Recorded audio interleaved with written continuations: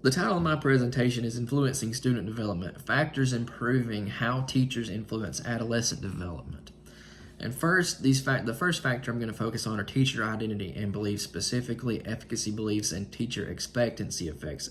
Efficacy beliefs are going to motivate behavior in the classroom, how the teacher behaves, what the teacher believes, how they're going to teach in their classroom practice, and their interpersonal capabilities, how they're going to talk with their students, to their students, and to and with their families and caregivers. Expectancy effects are going to be how a teacher expects certain students or specific groups of students to perform in the classroom.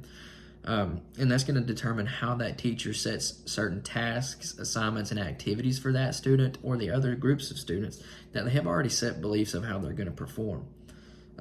Efficacy beliefs include, managing how a teacher is going to react to things, managing their emotions, managing the classroom environment, what rules they're going to set in their environment, what they're going to let slide in the classroom, what they're not going to let slide in the classroom. It's going to influence how they teach their students according to their personal style. Each teacher is different, so they're going to instruct their students in different ways. And it's going to determine also how they assist students, what they think they need help with. Certain teachers are going to think, this student should already know this. They're not going to get any help from me on it. And it's going to also define what it means to learn. That's also going to connect back to helping the student. If a teacher is more of a tactile type, they're going to think that the students are going to learn that way as well. It's almost like a bias. And it's going to set expectations for students, which also is going to bridge us right into teacher expectancy effects. And that's teacher expectancy effects are going to influence how certain students are treated, what tasks certain students get. It's also going to influence student participation. If a student is expected to be an A+ student, but they're hovering around a B-, and the teacher is going to respond differently to that student, and it's going to influence how that student is motivated in the classroom, how they participate in the classroom. And the development harmed here is going to be academic, social, emotional, and cognitive, because the way we teach our students is mostly going to harm their cognitive and academic development. But how they're treated and compared to their classroom and their classmates and their peers is also going to harm their social emotional development. And improving influence, how this is going to improve influence. Teachers that believe they're effective in the classroom, believe they're effective in their careers, decrease in number from primary to secondary schools. So adolescents are exposed to teachers, a fewer number of teachers who think they're effective in their careers. And a reason for this may be higher student-to-teacher ratios due to overpopulation in schools, because secondary schools are much larger than primary schools. And another thing you're going to notice throughout this presentation is a pattern of the development harmed it's mostly going to be impacting students of low-income areas, underserved communities, and students that are underperforming. Teacher expectancy effects are going to impact development outside of the classroom. How a teacher responds to a student is going to be influenced by their expectancy effects. So if they expect a student to be an A+ student, as mentioned, and they're a B+ student or a B- student, or even worse, they're going to respond differently. They're going to get more criticism, going to be public criticism. Or if a student is overperforming, they're going to get public praise, verbal praise in front of their other students. It's going to affect confidence. It's going to affect their socio-emotional status. It's going to affect their well-being. So what do we do to improve this? So we're going to first prioritize student-teacher interaction. We're going to set office hours for one-on-one time with our students to improve that one-on-one interaction. We're going to keep public criticism and praise at a minimum. We don't want to harm other students this way. We want to, regardless of race, treat all of our students equally. And secondly, we're going to focus on teacher qualification. Qualified teachers have shown their importance in the classroom. Students that are exposed to more qualified teachers have demonstrated higher grades, higher student achievement, more involvement in the school, and proper certification and preparation of students is more important than other factors because of where they come from, how much money their family has, socioeconomic status. And more qualified teachers are likely to be more research-based in their practices. They're going to do more up-to-date instruction in the classroom, more reform-oriented instruction in their classroom. Underqualified teachers have a track record of harm in the classroom, particularly in important fields such as STEM, science, technology, engineering, and mathematics. And it's mostly, sadly, inner city and minority students in underserved communities that are exposed to these unqualified teachers. Whereas up to 70% in some cases of teachers teaching these underserved communities are out of field. Their teachers they're just simply not qualified to be teaching them. And the development harmed again in this area is going to be cognitive, social, emotional, and academic. Improving influence, how we're going to improve influence. We're going to fund poor school systems. We're going to implement policy to protect these students that are most vulnerable. We're going to implement professional development, continuing education for our teachers to be more qualified as the years goes on after they've received their initial certification. We're going to encourage and require more training to keep them up to date with research to keep their classrooms modern. We're going to implement more inclusive collaboration between experienced and inexperienced colleagues to only serve our students more. Third is going to be classroom climate. Teacher relationships with their students and classroom climate. It's going to influence how students behave, how they're motivated, and how they are engaged in the classroom. Positive relationships influence classroom climate, so everyone's going to be happier. We're going to be in a better mood. We're going to be more open to learning in the classroom. And emotionally supportive teachers influence achievement.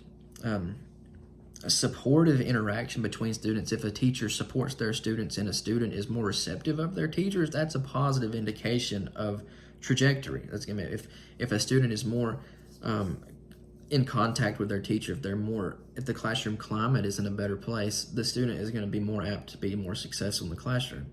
Development harmed when classroom climate is not in the right place is, again, social, emotional, cognitive, and academic. Improving influence. Substantial declines in emotional support in teachers occur in secondary schools as compared to primary schools, just like qualification and beliefs. Diverse secondary schools are critical areas for more supportive teachers. As adolescents are already in a time of confusion, they're already struggling with many more things. So what are we going to do? We're going to encourage emotionally supportive teachers. We're going to want our teachers to be there for their students when and where they can in more ways than not. As we all know, teaching is not one profession. You're a caregiver, you're a therapist, among many other things. We're going to develop and nurture relationships with our students. We're going to encourage classroom involvement and engagement through practice. We're going to encourage students to seek out support from their teachers. We want them to come to us with their problems, and we want to help them with their problems. We're going to offer help, guidance, and solutions to students with whatever they approach us with. And lastly, we're going to go over classroom management. Classroom management style directly impacts student achievement and behavior, among other things in the classroom.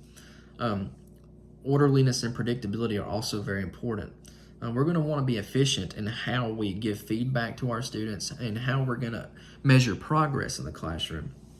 Because organization, accountability, these things are all going to impact how a student behaves in the classroom and how engaged they are in the classroom. Group activities also going to improve engagement in the classroom. And giving these students a sense of ownership in their education is going to improve classroom management. As improving and establishing autonomy within the students, it's going to improve motivation. They're going to want more of themselves, want more to get out of themselves in the classroom if they feel like they're kind of in charge of their own trajectory. Development harmed here with a negative classroom management strategy is going to be social, emotional, cognitive, and academic. And improving influence. Underfunded schools with inexperienced teachers do not implement positive classroom management strategies, and that's an issue. Minority students, again, are the most harmed in these areas. Secondary school teachers have been researched to be more authoritarian in their classrooms, and this harms students. Students want more freedom, a little bit more autonomy. And it's a better thing when they do. They perform better. They're more motivated to perform better.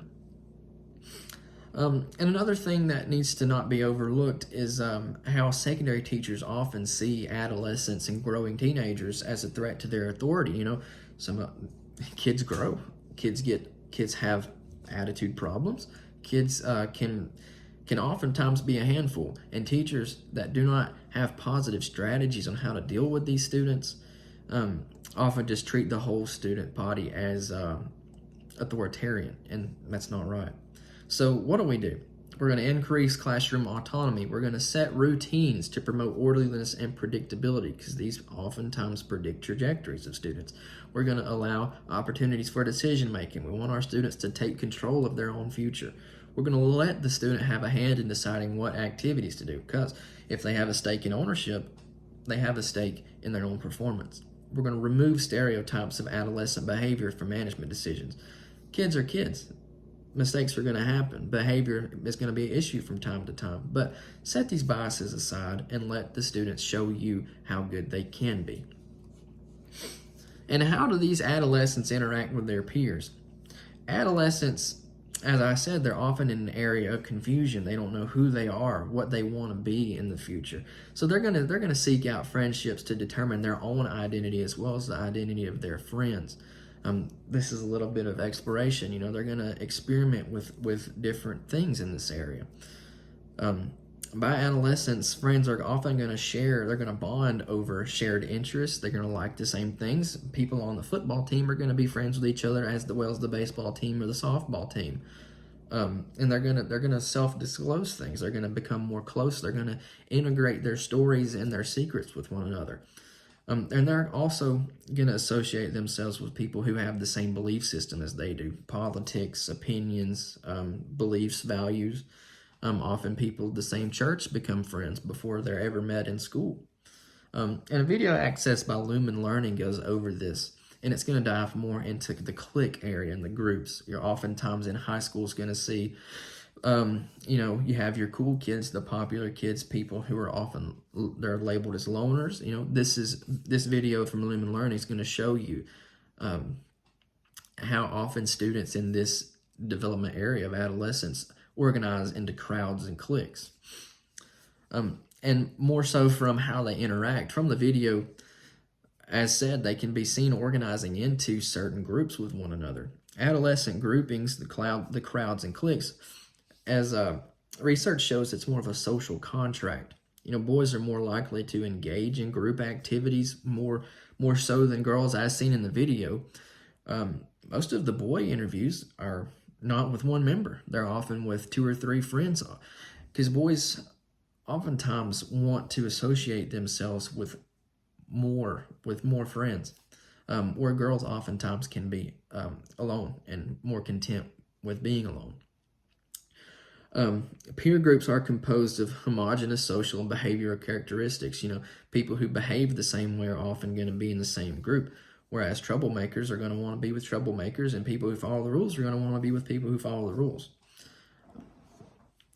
Crowd membership is important to adolescent functioning in the social sphere. There's a stigma and judgment along with people who don't have a group of friends. They're going to get made fun of in the lunchroom.